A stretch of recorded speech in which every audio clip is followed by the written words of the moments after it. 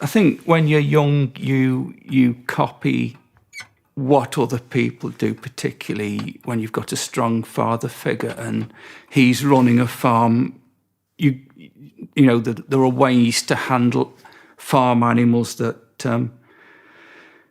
you have to follow simply to get the job done. I began to sort of feel conscious of the fact that the animals had feelings, and sort of led to feelings of unease about actually eating them when we raised them. And you realise that they do have personalities and they experience the world. They're not just sort of robots that eat and sleep.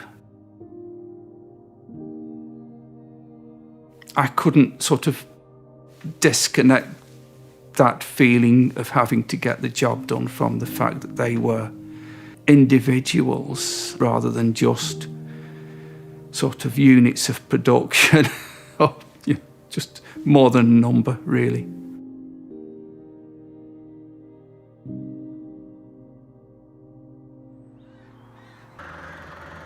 Taking them to the abattoir, which is what we often did being small farmers, we only had 1 or 2 animals to be slaughtered at any one time.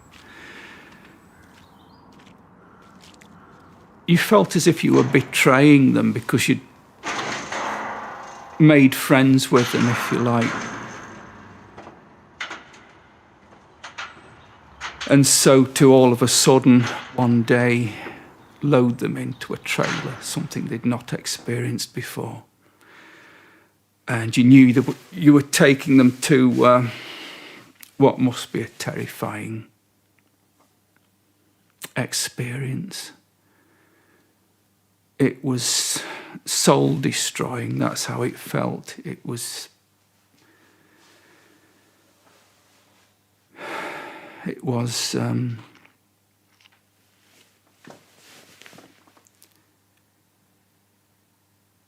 very difficult to do, but wanting to keep the farm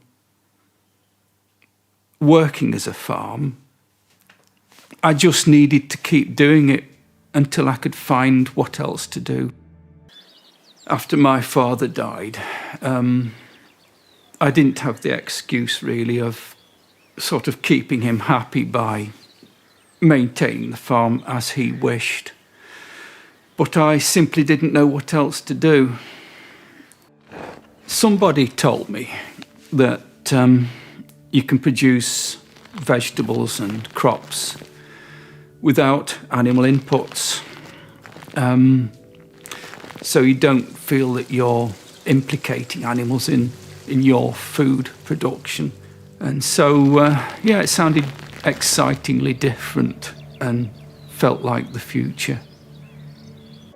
As winter came to an end, we started to think, well, you've got all these cows on the farm, what'll happen to them? Will you send them to market or maybe send them to slaughter? And I said, well, that wouldn't be a good way to start vegan farming. We'll try and find them places at sanctuaries, but it'll take a long time. We've got to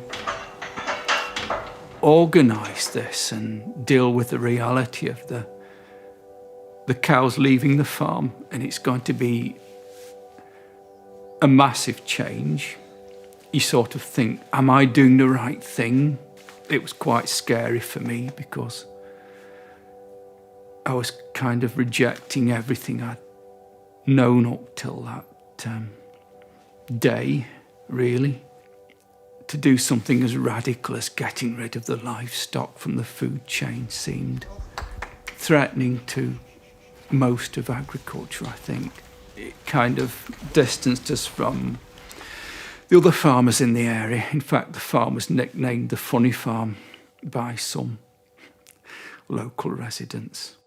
So we were amazed when they phoned and said Hillside in Norfolk can take the entire herd all together at one go. Calves and cows can stay together and all the family groups can be preserved it's an absolutely sort of dream outcome that they can all stay together and live out the rest of their lives. We were very, very pleased. You can tell this sort of,